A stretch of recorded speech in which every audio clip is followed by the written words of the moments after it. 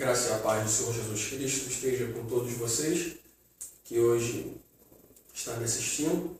Meu nome é Carlos Eduardo.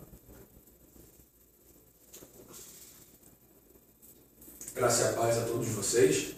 Meu nome é Carlos Eduardo. Nós estamos aqui na série de 40 estudos a respeito da lei de Deus. Tá? O nome da série é A Lei. E o tema de hoje nós veremos a respeito da natureza da lei de Deus. Peço que você pegue a sua Bíblia, tá? Para que possa acompanhar e para que você possa conferir todos os textos ao qual nós vamos ler. Tá? Que o Senhor Jesus possa te abençoar grandiosamente através desse estudo. Nós temos aqui algumas perguntas, porque é muito importante a gente fazer perguntas à Bíblia. Nós temos aqui uma primeira pergunta, ao qual nós veremos a resposta dentro da palavra de Deus. Quantos legisladores existem? Será que a Bíblia fala a respeito disso? Nós vamos ao livro de Tiago, no capítulo 4, no verso 12, que nos diz o seguinte. Tiago, capítulo 4, versículo 12, diz assim: há só um legislador e um juiz que pode salvar e destruir. Tu, porém, quem és que julgas a outrem? Ou seja, nós já vimos perante a palavra de Deus que só existe um legislador. A palavra mesmo já nos respondeu. E o que é dito da estabilidade de seu caráter? O que é dito pela Bíblia da estabilidade do caráter de Deus? Nós vamos ao livro de Malaquias, capítulo 3, no verso 6, que nos diz o seguinte: porque eu, o Senhor, não mudo. Por isso vós, ó filhos de Jacó, não sois consumidos. Espera aí. A Bíblia diz que o nosso Senhor não muda. Ele não muda. É a palavra que está dizendo. O livro de Malaquias é claro. Capítulo 3, versículo 6. Porque eu, o Senhor, não mudo. Nós já vimos que existe só um legislador, ou seja, aquele que cria as leis, só um. E nós vimos também que esse um que criou essas leis, ele não muda. Vamos prosseguir. E qual é o caráter das suas obras? O caráter de suas obras. Nós vamos ao livro de Salmos, de número 111, versículo 7 e o versículo 8, que nos diz assim: as obras das suas mãos são verdade e juízo. Fiéis todos os seus mandamentos. Permanecem firmes para todo sempre. São feitos em verdade e retidão. Vimos que existe só um legislador. Esse legislador não muda. E nós vimos o que ele criou. A lei que ele criou, ela é firme e permanece para sempre. Então, como pode um homem chegar e falar, mudou? Não, agora vivemos em outros tempos. A palavra diz isso, irmão. Até agora nós vimos que não tem mudança. Não tem nenhuma mudança. E qual é o caráter de sua lei? Nós já vimos o caráter do legislador. E qual o caráter de sua lei? Nós vamos até o livro de Romanos, no capítulo 7, no verso 14, que diz assim: porque bem sabemos que a lei é espiritual, mas eu sou carnal, vendido sob o pecado. Opa! Nós vimos que a lei é espiritual. O caráter da lei é de caráter espiritual. Lidamos com um Deus que é espiritual. Prosseguindo. O que é revelado naquela lei como necessário para a mente carnal saber antes de ser convertida? O livro de Romanos também nos responde. No capítulo 2, no verso 18, diz assim: e sabes a sua vontade e aprovas as coisas excelentes, sendo instruído na lei. Ou seja, O que é necessário para a nossa mente carnal? Ser instruídos na lei. Ser instruído na lei. Uma lei imutável. Uma lei que permanece para sempre. Uma lei criada por um só legislador, que no seu caráter carrega a não mudança. Ele não muda. Prosseguindo. O que disse o nosso Salvador para os jovens que desejavam a salvação? Ele encontrou com um jovem e isso também era dito para outros. Aquilo ali era aberto para todo mundo. Ele encontrou com um jovem que queria a salvação e foi dito isso. Mateus 19, verso 17. Diz assim: E ele disse-lhe: Por que me chamas bom? Não há bom senão um só, que é Deus. Se quiseres, porém, entrar na vida, guarda os mandamentos. Lembra aquilo que nós lemos lá atrás? Os mandamentos que são firmes, que permanecem para sempre? Ele falou para o jovem: quer entrar na vida? Guarda os mandamentos.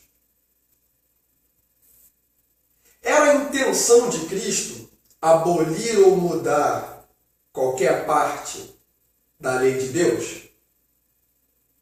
São perguntas assim que vai mexer com alguns pontos de lei. Jesus veio para abolir alguma coisa? Vamos ler Mateus 5, verso 18, que diz assim: Porque em verdade vos digo que, até que o céu e a terra passem, nem um jota ou um tio se omitirá da lei, sem que tudo seja cumprido. Faço uma pergunta para vocês. Passou o céu? Passou a terra? Se não passou o céu, se não passou a terra, irmãos, essa lei ainda é vigente. Eu poderia parar por aqui, mas eu vou seguir com mais algumas perguntas. O que o Salvador disse que veio fazer com a lei? Mateus 5,17, que diz assim: Não cuideis que vim destruir a lei ou os profetas. Não vim abrogar, mas cumprir. Ele veio cumprir. Ele veio ensinar como cumprir. Nós vemos diversas situações de Cristo passando e ele ensinando como guardar essa lei. Principalmente sobre o sábado, que nós veremos mais à frente em outros temas. Mais uma pergunta. Quando usado em profecia, o que significa a palavra cumprimento? Você pode ver que cada pergunta ela vem complementando a outra. Nós vemos lá que Jesus ele veio cumprir, né? Quando usado em profecia, o que significa a palavra cumprir? Ela significa levar a cabo. Mateus 4,14 diz assim: Para que se cumprisse o que foi dito pelo profeta Isaías, que diz, ou seja, levado a cabo. Nos diz também em 1 Coríntios 15, verso 54, que diz assim: E quando isto que é corruptível se revestir da incorruptibilidade, e isto que é imortal se revestir da imortalidade, então cumprir-se-á a palavra que está escrita: Tragada foi a morte pela vitória. Ou seja, levar a cabo, fazer acontecer. Prosseguindo. Mas o que a palavra significa quando associada com uma obrigação? Cumprir ou agir em conformidade com. Vamos ver? Lá no livro de Gálatas, capítulo 6, verso 2. Levai as cargas um dos outros, e assim cumprireis a lei de Cristo. Ou seja, cumprir. Agir em conformidade com. Não matarás. Não mato. Não furtarás. Não furto. Lembra-te do dia de sábado para o santificar. Eu lembro. Cumprir.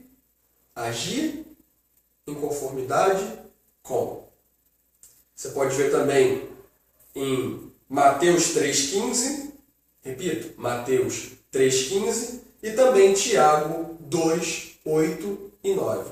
Tiago 2, 8 e 9. O que disse Cristo que ele veio ao mundo para fazer?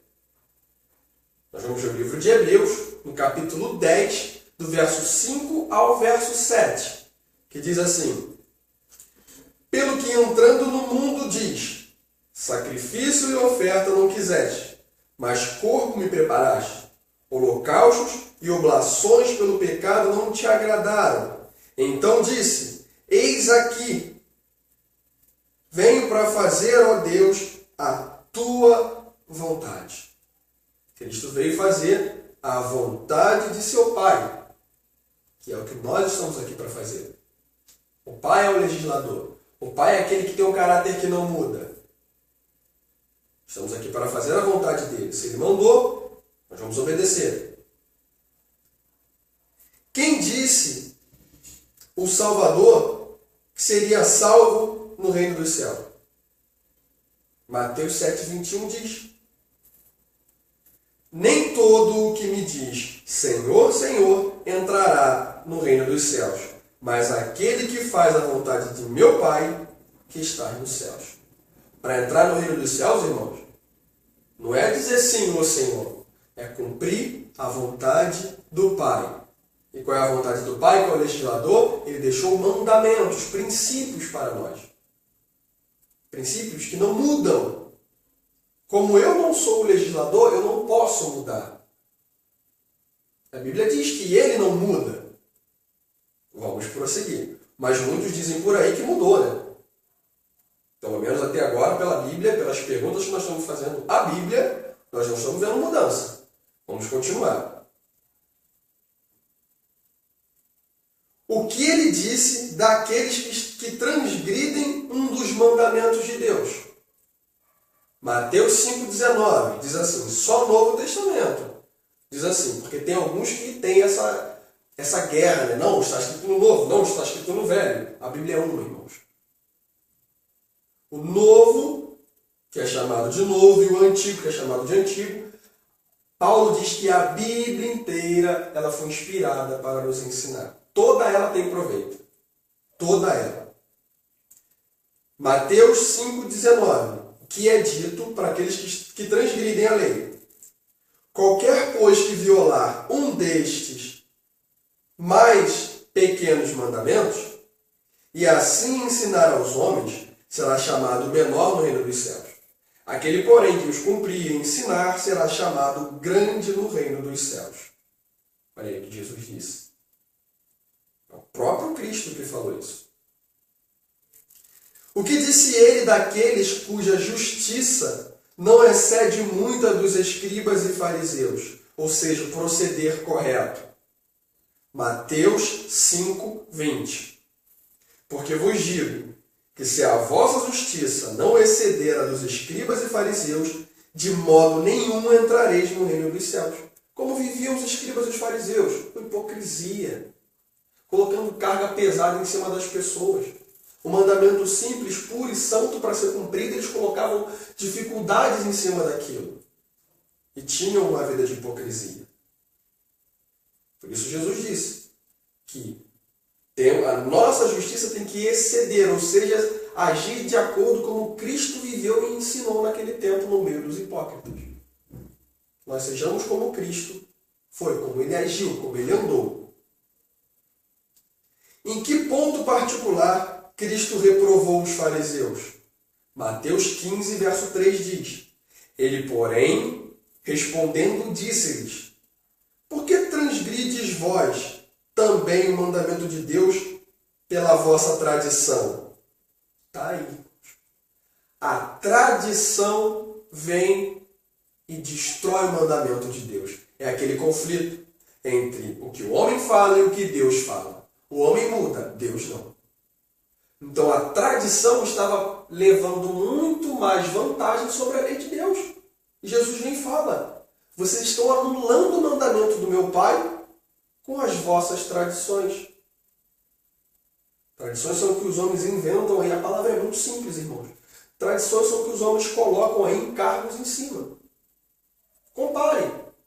que o seu líder diz, o que as pessoas dizem para você, compara com a Bíblia. Que você vai ver o que é mandamento de Deus e o que é tradição. É simples, a Bíblia vai mostrar o que é de Deus. O que não estiver na Bíblia é tradição. E você pode jogar fora. É aquela história. Um bolso com fundo e o outro sem fundo. O que for tradição, jogue no bolso sem fundo. Prosseguindo. Como eles fizeram isto? Como eles botaram a tradição? Mateus 15, 4, 6. Porque Deus ordenou, dizendo, honra teu pai e a tua mãe, e quem maldisser ao pai ou à mãe, morra de morte. Mas vós dizeis, qualquer que disser ao pai ou à mãe, é oferta ao Senhor. E o que poderias aproveitar de mim? Esse não precisa honrar nem a seu pai nem a sua mãe, e assim invalidastes pela vossa tradição o mandamento de Deus. Eles começaram a fazer uma mistureba toda, a fazer uma confusão toda, que é o que nós estamos vendo hoje. Vou citar um exemplo. O quarto mandamento, que é a guarda do sábado. Muitos líderes falam que é o sábado do judeu, que é o sábado do adventista, que é o sábado do não sei quem. Mas a Bíblia disse que é o sábado do Senhor nosso Deus, que é o mandamento para nós. E os líderes e as pessoas falam que não. Quem está com a razão? A tradição ou a palavra? Que apresenta um Deus que é imutável. Temos que parar e pensar, nós temos que raciocinar. Que espécie de adoração ele disse que era a deles? Mateus 15, verso 9. Olha só o que Jesus disse. Quando você, irmão, adota uma tradição e abandona o mandamento de Deus, olha o que Cristo fala para você, o que Cristo fala para mim, quando eu faço isso também. Mas em vão me adoram, ensinando doutrinas que são preceito dos homens. Mateus 15, 19. Em vão adora, em vão, ensinando doutrina de homens. Uma vez que a Bíblia fala é isso e o homem fala não é aquilo, você tem que escolher com o que você vai ficar. Por qual regra irá ser pesada as ações dos homens no dia do juízo? Existe uma regra para o juízo. Romanos, capítulo 2, do verso 12 ao verso 16, diz assim: porque todos os que sem lei pecaram, sem lei também perecerão. Se, sem lei pecou, sem lei vai perecer. É claro. E todos os que sob a lei pecaram, pela lei serão julgados, porque os que ouvem a lei não são justos diante de Deus, mas os que praticam a lei hão de ser justificados, porque quando os gentios, que não têm lei, fazem naturalmente as coisas que são da lei, não tendo eles lei, para si mesmos são lei, os quais mostram a obra da lei escrita em seus corações, testificando justamente a sua consciência e os seus pensamentos, quer acusando-os, quer defendendo-os, no dia em que Deus há de julgar o segredo dos homens, por Jesus Cristo, segundo o meu evangelho. Os judeus ficam sem desculpa, a verdadeira circuncisão. Irmão, sem lei vai perecer sem lei. É claro a Bíblia. Você não pode falar assim, mas eu não conhecia os 10 mandamentos, mas eu não conhecia a lei de Deus, porque você conhece, você já leu, você já ouviu. Eu conheço, eu já ouvi. Então eu não sou inocente quanto a isso. É isso que Cristo quer falar. É isso que a palavra está nos mostrando.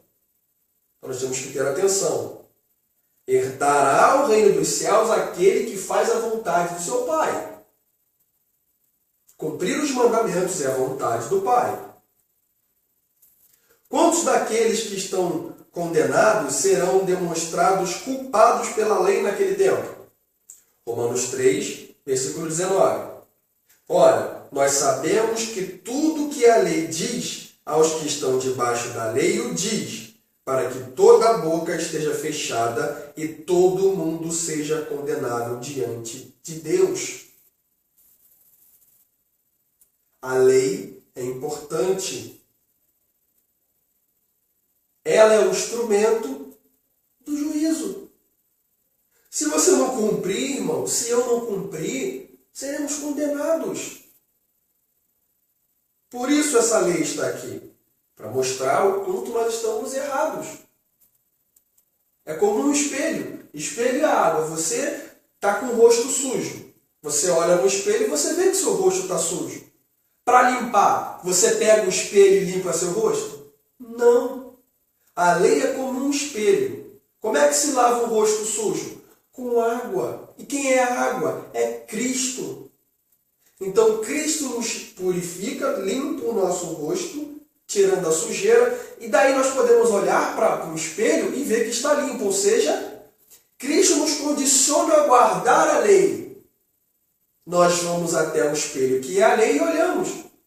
Cristo nos ajuda a não roubar, Cristo nos ajuda a não matar, Cristo nos ajuda a guardar o sábado. Daí, quando me deparo com a lei, eu vejo que eu não tenho nada que vai desabonar a minha conduta perante a lei. Consegue me entender, irmãos?